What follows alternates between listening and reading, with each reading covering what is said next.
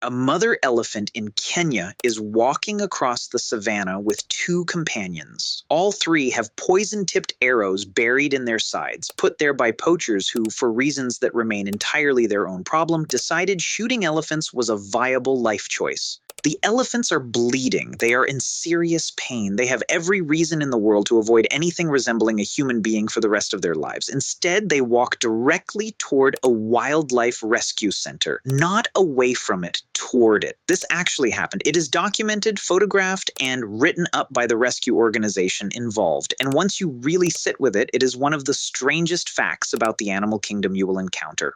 Wild animals, creatures with every biological and evolutionary reason to treat us as the most dangerous predator on the planet, which we statistically and measurably are, sometimes walk straight toward us when everything goes wrong. Not toward another member of their own species, toward us, the species most responsible for hunting them, displacing them, and making their lives considerably harder for the last several thousand years. So why does this happen? Let's start with the most scientifically solid example in this entire story, because it is the one that has actually been tested, measured, and published in one of the most prestigious science journals in the world. And it involves a bird that has, through pure evolutionary pragmatism rather than anything resembling sentiment, learned to recruit humans as functional hunting partners. The greater honey guide found across sub-Saharan Africa has a problem. It loves beeswax and bee larvae, but it physically cannot break into a beehive on its own. Bees are dangerous. Hives are defended by thousands of stinging insects with no interest in sharing, and a small bird has no good way past that defense alone. Humans, on the other hand, have fire and tools and have spent generations figuring out how to subdue bees and extract honey safely.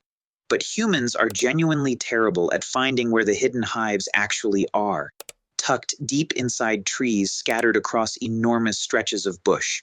So the honey guide solves both problems at once. It finds the hive using its own specialized senses. Then it flies directly toward a human honey hunter, calling loudly and unmistakably, and physically leads that person, sometimes over considerable distance through difficult terrain, to the hidden nest. The human opens the hive, takes the honey, and leaves behind the wax and larvae, the part the bird actually wanted, payment for services rendered. For a long time, this was treated as a charming anecdote. Then in 2016, a research team tested it experimentally in Mozambique.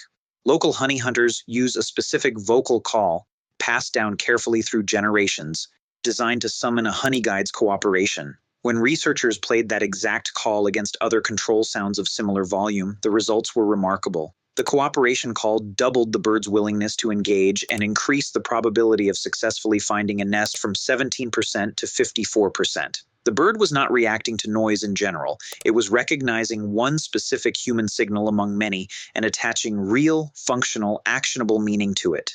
This is, according to the researchers themselves, one of the only known examples on Earth of a genuinely wild, completely undomesticated animal engaging in active, learned, mutually beneficial cooperation with humans through real bidirectional communication. Not a pet, not trained by a handler with treats. A free-living wild bird that figured out, across countless generations of evolutionary pressure, that humans are useful collaborators specifically worth recruiting, and then developed an actual functioning communication channel to do exactly that, which raises the question at the center of all of this. When a wild animal approaches a human for help, what is actually happening inside that animal's brain? Researchers distinguish between two possible explanations. The simpler one is learned association. An animal has at some point experienced humans doing something helpful and generalizes that experience to future moments of distress. No deep reasoning required, just a reinforced behavioral link. Humans in this context plus distress equals relief.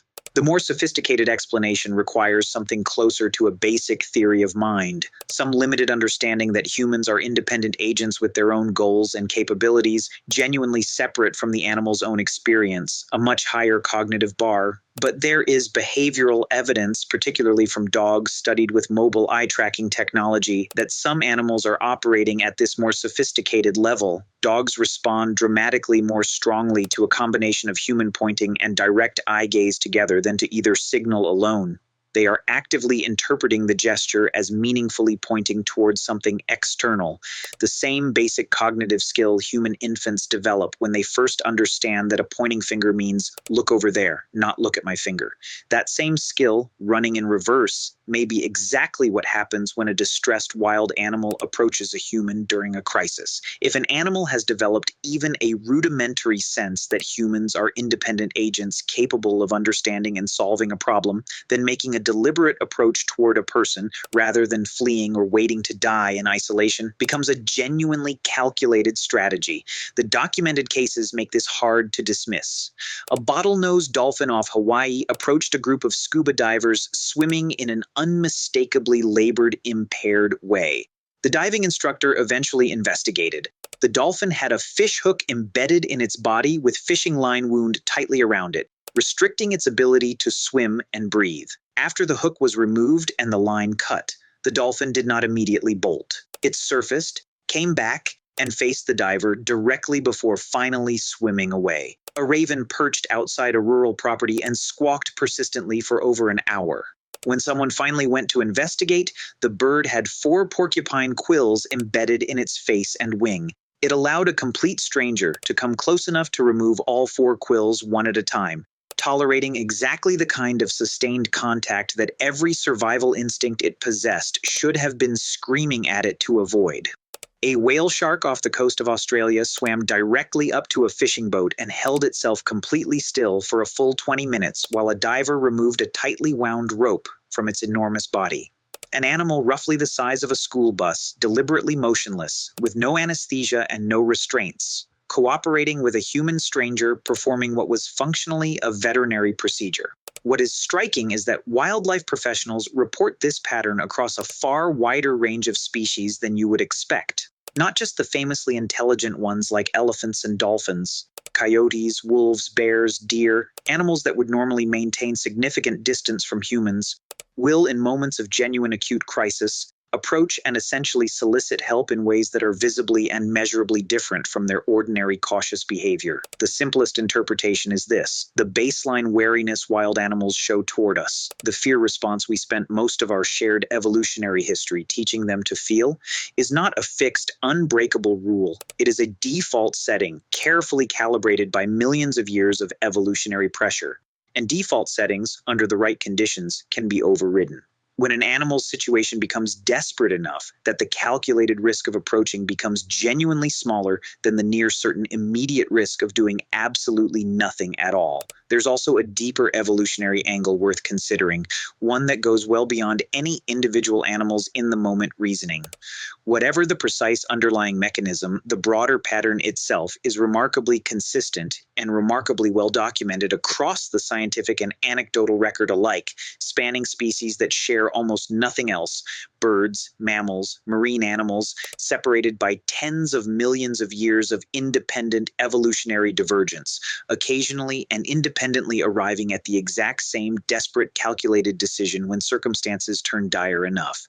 When everything else fails, when the pain becomes genuinely too much to bear alone and every instinct screams to run, hide, or simply endure it in isolation, some wild animals make a choice that quietly defies the very fear response we spent so much of our shared evolutionary history actively teaching them to feel toward us. They walk deliberately and against every ingrained instinct toward the single most dangerous predator on the entire planet. Because sometimes, against every evolutionary lesson telling them otherwise, that exact predator turns out to be precisely what they need.